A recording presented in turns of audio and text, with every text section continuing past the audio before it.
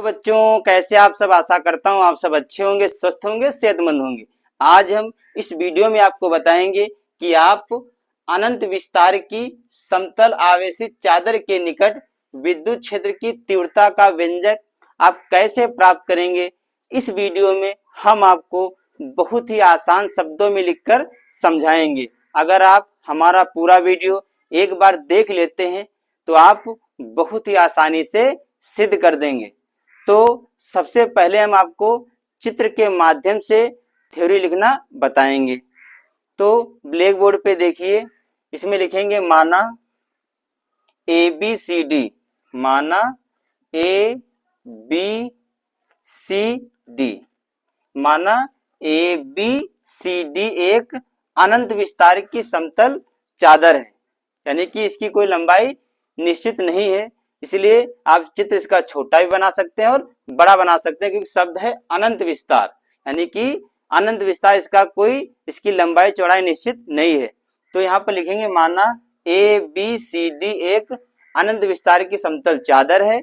चादर के दोनों पृष्ठों पर समान आवेश है, यानी कि चादर का मान चलिए ये हमने एक कॉपी लिए, मानिए ये एक कॉपी है, ये एक चादर है, इसका एक पृष्ठ ये है और एक पृष्ठ ये है, दोनों पृष्ठों पर समान आवेश हैं। तो ये हमने चित्र बनाया है, ये एक चादर है, चादर के एक पृष्ठ पे जितने आवेश हैं उतने ही आवेश के दूसरे पृष्ठ पर भी होंगे। तो आप लिखेंगे माना ABCD एक अनंत विस्तार की समतल चादर है, चादर के दोनों पृष्ठों पर समान आवेश हैं। फिर आप लिखेंगे कि चादर के एक पृष्ठ पर R दूरी पर बिंदु P लेते हैं और चादर के दूसरे पृष्ठ पर R दूरी पर बिंदु P1 लेते हैं। अब बिंदु जो P है वो P1 है, बिंदु P और P1 से एक बेलन बनाते हैं। देखिए हमने बिंदु P और P1 से एक बेलन बना दिया है। जो ये बिंदु P और P1 है, यहीं पर हमें क्या करना है, वैद्युत क्षेत्र की तीव्रता ज्ञात करना है।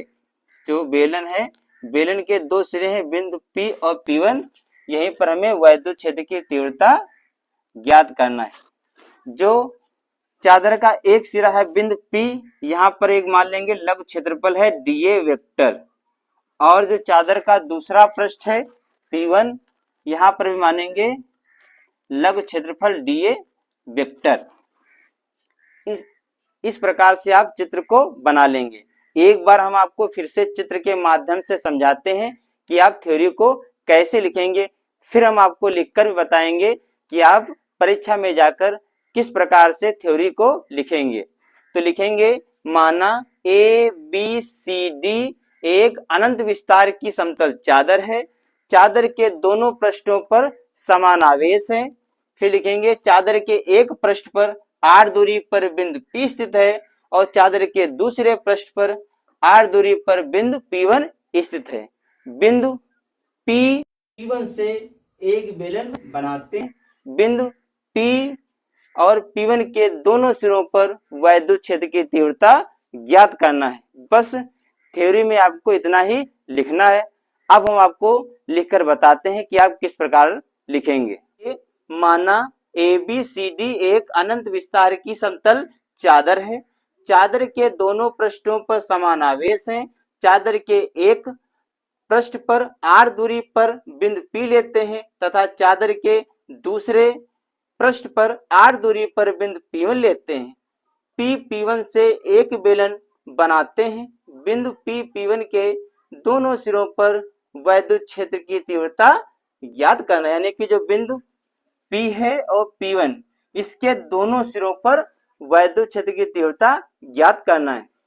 फिर लिखेंगे अतः बेलन के दोनों सिरों से होकर जाने वाला वैद्युत फ्लक्स। तो लिखेंगे यहाँ पर फाई E, फाई क्या है हमारा, वैद्युत फ्लक्स। तो लिखेंगे फाई बराबर E vector into dA vector, यानी कि दो सिरे हैं, एक सिरा ये है P बिंदु और दूसरा सिरा क्या है P1।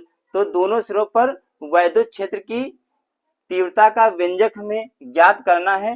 तो यहाँ हम निकालेंगे जो बेलन है, बेलन के दोनों सिरों से होकर जाने वाला वैद्युत फ्लक्स हमें ज्ञात करना है, तो दोनों जो एक साथ निकालेंगे। तो यहाँ पर लिख फाई ई बराबर E vector into D A vector plus फिर लिखेंगे E vector into D A vector. अब हम जो दोनों सिरे हैं दोनों सिरों का एक साथ निकाल लेंगे। अब क्या करेंगे, यहाँ पर लिखेंगे फाई ई बराबर, अब क्या करेंगे ये वेक्टर हट जाएंगे तो कॉस थीटा जुड़ जाएगा, तो लिखेंगे E into D A cos theta plus E into D A cos theta. यानी कि क्या किया हमने, देखिए दोनों सिरों से होकर जाने वाला वैद्युत फ्लक्स एक साथ निकाल रहे हैं, तो फाई का मतलब होता है फाई यानी कि वैद्युत फ्लक्स। फिर लिखा हमने बराबर E into D A vector plus E vector into D A vector, vector हटा देंगे साथ में कॉस थीटा जुड़ जाएगा। अब क्या करेंगे, देखिए जो E vector D A vector है ये एक दूसरे के समांतर हैं, इसलिए नीचे बीच जो कोण बनेगा वो कितने अंश का होगा, 0 अंश का। तो लिखेंगे यहाँ पर थीटा बराबर 0 अंश। क्या लिखेंगे, थीटा बराबर 0 अंश। तो जो हमने थ्योरी लिखी है इसको अब हम मिटा देते हैं।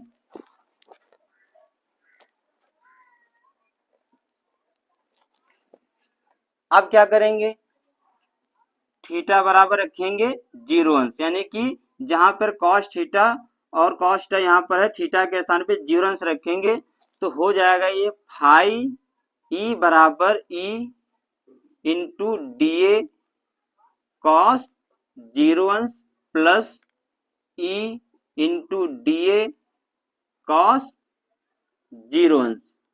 अब कॉस 0 अंश का मान होता है 1, जो कॉस 0 अंश है इसका आप देखेंगे त्रिकोणमिति में एक सारणी बनी होती है, मान की साइन 30 का मान, साइन 60 का मान, साइन 45 का मान, साइन 90 का मान, साइन 0 अंश का मान। तो आप अगर आपने कक्षा 10 में मान याद किया होगा तो आपको मालूम होगा कॉस 0 अंश का मान होता है 1। तो यहाँ पर लिखेंगे फाई ई बराबर ई इंटू डी ए और कॉस 0 अंश के स्थान पे लिखेंगे 1, क्योंकि कॉस 0 अंश का मान होता है 1 plus E into D A और कॉस 0 अंश का मान 1।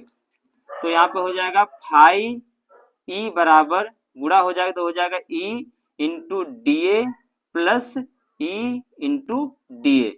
अब जोड़ देंगे तो हो जाएगा ये फाई ई बराबर 2 ई इंटू डी ए, इतना हो जाएगा। इसको मानेंगे समीकरण नंबर 1। इसको क्या मानेंगे, समीकरण नंबर 1। अब लिखेंगे यहाँ पर गॉस की प्रमेय से, क्या लिखेंगे, गॉस की प्रमेय से। तो गॉस की प्रमेय का सूत्र क्या होता है, फाई ई बराबर क्यू बटे एप्सिलॉन नॉट, ये सूत्र होता है गॉस की प्रमेय का। इसको मानेंगे समीकरण नंबर 2। क्या मानेंगे इसको, समीकरण नंबर 2। अब यहां पर लिखेंगे समीकरण 1 व समीकरण 2 से, समीकरण 1 व समीकरण 2 से। तो देखिए समीकरण 1 है फाई ई बराबर 2 ई इंटू डी ए और समीकरण 2 है फाई बराबर क्यू बटे एप्सिलॉन नॉट। तो समीकरण 1 और 2 से लिखेंगे तो आपका हो जाएगा 2 ई इंटू डी ए बराबर हो जाएगा क्यू बटे एप्सिलॉन नॉट। अब यहां से हमको ई निकालना है तो क्या जो डी और 2 है गुणे में कहा चला जाएगा, ये भाग में यानी कि बटे में, तो हो जाएगा आपका ई बराबर क्यू बटे 2 एप्सिलॉन नॉट डी ए, यानी कि 2 एप्सिलॉन नॉट डी ए, इतना आपका हो जाएगा। अब आपको मालूम होगा कि एक सूत्र होता है आवेश का पृष्ठ घनत्व का, एक सूत्र होता है आवेश का पृष्ठ घनत्व का। तो आवेश का पृष्ठ घनत्व, आवेश का पृष्ठ घनत्व, तो आवेश के पृष्ठ घनत्व का जो सूत्र होता है वो होता है सिग्मा बराबर क्यू बटे डी ए, सिग्मा बराबर क्यू बटे डी ए। ये सूत्र होता है आवेश का पृष्ठ घनत्व का। अब क्या करेंगे, सिग्मा के नीचे एक मान लेंगे, यहाँ से तिरछी गुणा कर देंगे तो हो जाएगा Q बराबर सिग्मा इंटू डी ए, ये आपका बन जाएगा। तो जहां पर एक क्यों लिखा है वहां पे लिख देंगे सिग्मा इंटू डी ए, तो हो जाएगा आपका E बराबर क्यों के स्थान पे लिखेंगे सिग्मा इंटू डी ए बटे 2 एप्सिलॉन नॉट डी ए। अब डी ए से डी ए कट जाएगा तो हो जाएगा E बराबर सिग्मा बटे 2 एप्सिलॉन नॉट। यही है अनंत विस्तार की समतल आवेशित चादर के निकट वैद्युत क्षेत्र की तीव्रता का व्यंजक, जो हमने आपको इस वीडियो में बहुत ही आसान तरीके से लिखकर समझाया है। इससे पहले हमने आपको चित्र के माध्यम से थ्योरी लिखना बताया, फिर हमने आपको बहुत ही आसान शब्दों में इसका व्यंजक भी सिद्ध करके बताया है। तो बच्चों आज के वीडियो में इतना ही, मिलते हैं अगले वीडियो में नए टॉपिक के साथ। तब तक के लिए जय हिंद, जय भारत।